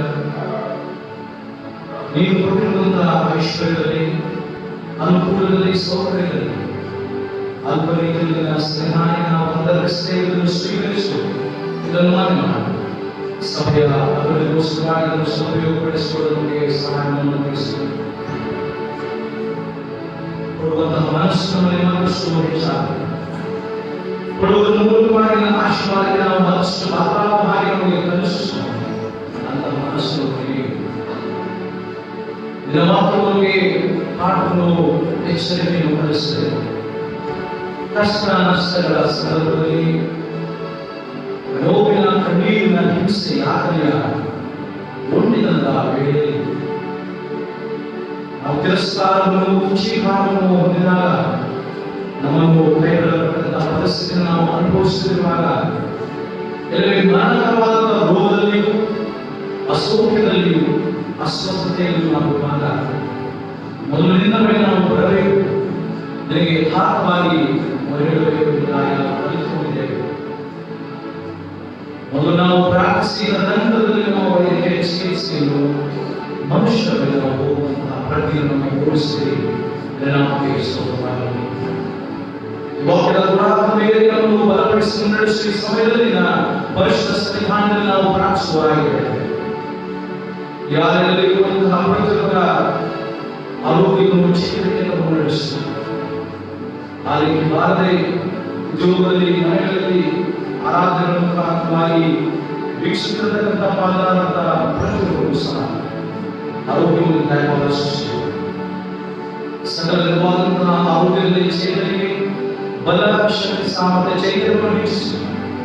ಸರ್ವ ಕಷ್ಟಗಳನ್ನು ಪರಿಹರಿಸಿ ಆಯುರ್ವೇದಿಕ ಭಾಗ್ಯದಿಂದಲೂ ಸುಕ್ಷೇಮದಿಂದಲೂ ಸ್ವಸ್ಥತೆಯು ಮಾನಸಿಕವಾಗಿ, ಶಾರೀರಿಕವಾಗಿ ಇರಿಸು. ಪ್ರತಿಯೊಬ್ಬರ ಪ್ರಾರ್ಥನೆಗಳಿಗೆ ಉತ್ತರವನ್ನು ನೀಡು. ನಿನ್ನ ಪರಲೋಕದ ದ್ವಾರಗಳನ್ನು ತೆರೆದು ನೀವು ಸದುತ್ತರವನ್ನು ದಯಪಾಲಿಸು. ಶುಭಕೃತಿಯ ಮಕ್ಕಳಾದಂಥ ಪ್ರತಿಯೊಬ್ಬರಲ್ಲಿ ನಿನ್ನ ಅಂತಃಕರಣ, ನಿನ್ನ ಕೃಪಕಟಾಕ್ಷ ಸರ್ವ ಮೇಲುವುದಾಗಿ ಪ್ರಾರ್ಥಿಸುತ್ತೇನೆ. ವೈಯಕ್ತಿಕ ಪ್ರಾರ್ಥನೆ, ಕುಟುಂಬ ಪ್ರಾರ್ಥನೆಗಳು ಇವೆಲ್ಲರ ಸಂದರ್ಭದಲ್ಲಿ ನೀವು ಎಲ್ಲರಿಗೂ ಉತ್ತರವನ್ನು ಸಕಾಲಕ್ಕೆ, ಸಂದರ್ಭಕ್ಕನುಸಾರವಾಗಿ, ಕಾಲಕ್ಕನುಸಾರವಾಗಿ ಉತ್ತರಿಸು.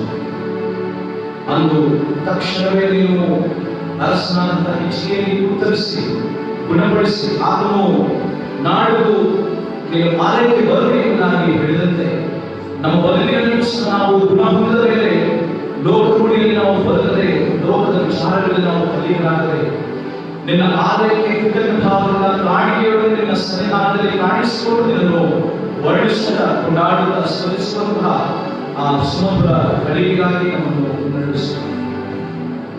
ನಮ್ಮ ಪ್ರಾರ್ಥನೆಗಳಿಗೆ ಉತ್ತರ ಕೊಟ್ಟಾಗ, ನಮ್ಮ ಬದುಕನ್ನು ಆಶೀರ್ವದಿಸಿದಾಗ, ನಮ್ಮ ಜೀವಿತವನ್ನು ಪಾಪವನ್ನು ಮಾಡಿದಾಗ, ನಮ್ಮ ಅನಾರೋಗ್ಯದಿಂದ ಆರೋಗ್ಯಕ್ಕೆ, ಅಸೌಖ್ಯದಿಂದ ಸೌಖ್ಯಕ್ಕೆ, ಅಸ್ವಸ್ಥತೆಯಿಂದ ಸ್ವಸ್ಥತೆಗೆ ನಡೆಸಿದಾಗ, ನಮ್ಮನ್ನು ಉದ್ಧರಿಸಿದಾಗ, ಬೆಳವಣಿಗೆಯನ್ನು ನಾವು ನಡೆಸಿದಾಗ, ನಮ್ಮ ಪ್ರಾರ್ಥನೆಗೆ ನೀವು ಸದುತ್ತರವನ್ನು ಕೊಟ್ಟಂತ ವೇಳೆಯಲ್ಲಿ ನಾವು ಲೋಕರುಡಿಯಲ್ಲಿ ನಾವು ಸಂಭ್ರಮ ಮಾಡದೆ ನಿನ್ನ ಪರಿಶುದ್ಧ ಸನ್ನಿಧಾನಕ್ಕೆ ಕೃತಜ್ಞ ಭಾವದಿಂದ ಕಾಣಿಕೆಯೊಡನೆ ನಿನ್ನನ್ನು ಸಂಧಿಸಿ ನಿನ್ನನ್ನು ದರ್ಶನವನ್ನು ಪಡೆದು ಆ ಅನುಭವದೊಂದಿಗೆ ನಿನ್ನನ್ನು ಕೊಂಡಾಡುವಾಗಿ ಮಾಡಿಸುವ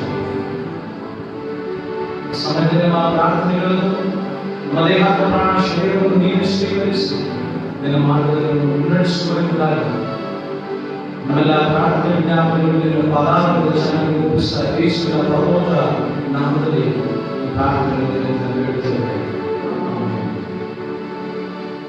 ನಾವೆಲ್ಲರೂ ನಿಂತು ಮಾಡುವ ಸ್ನೇಹಿತರಲ್ಲಿ 71ನೇ ಸಂಗೀತವನ್ನು ಮಾಡೋಣ. ಸಂಗೀತಗಳಲ್ಲಿ 71ನೇ ಸಂಗೀತ ಸರ್ವ ಕಷ್ಟ ಪರಿಹಾರ ಗೈಯುವಂತಹ ಕ್ರಿಸ್ತು ಇದೆರಡನೇಂತಹ ಭಾಗ್ಯ ಆತ್ಮೀಯಂತಹ 71ನೇ ಸಂಗೀತವನ್ನು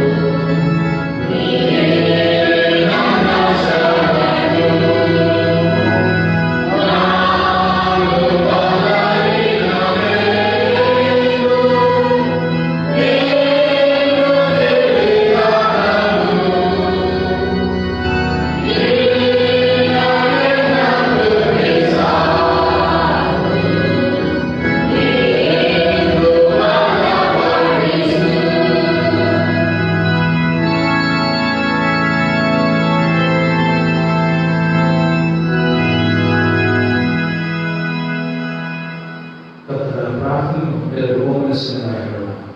ಪರಲೋಕದಲ್ಲಿ ನಾವು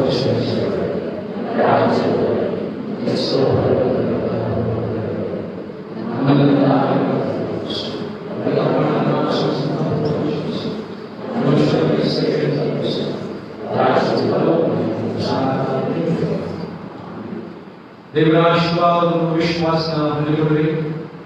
ದೇವರು ನಿಮ್ಮನ್ನು ಆಶೀರ್ವದಿಸಿ ಕಾಪಾಡಲಿ. ದೇವರು ಪ್ರಸನ್ನ ಮುಖದಿಂದ ನೋಡಿ ನಿಮ್ಮ ಮೇಲೆ ದಯವಿಡಲಿ. ದೇವರು ನಿಮ್ಮ ಮೇಲೆ ಕಟಾಕ್ಷ ಬಿಟ್ಟು ಸಮಾಧಾನ, ಶಾಂತಿ, ನೆಮ್ಮದಿ, ಆಯುರ್ವೇದವಾಗಿ ನಿತ್ಯ ಕಾಲಕ್ಕೂ ನಿಮಗೆ ಅನುಗ್ರಹಿಸಲಿ.